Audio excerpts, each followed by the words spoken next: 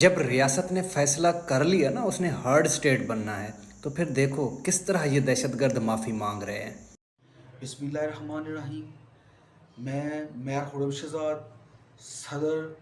پاکستان تحریک انصاف سیالکوٹ رنگ پورہ پنی رائیاں کا رہائشی ہوں، اور جیسا کہ آپ کو پتہ ہے کل بروز ہفتہ 21 رمضان المبارک جو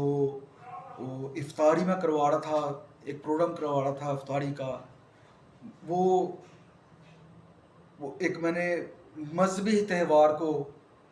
مولا علی کا دن تھا، میں نے مذہبی تہوار کو میں نے ایک سیاسی رنگ دیا،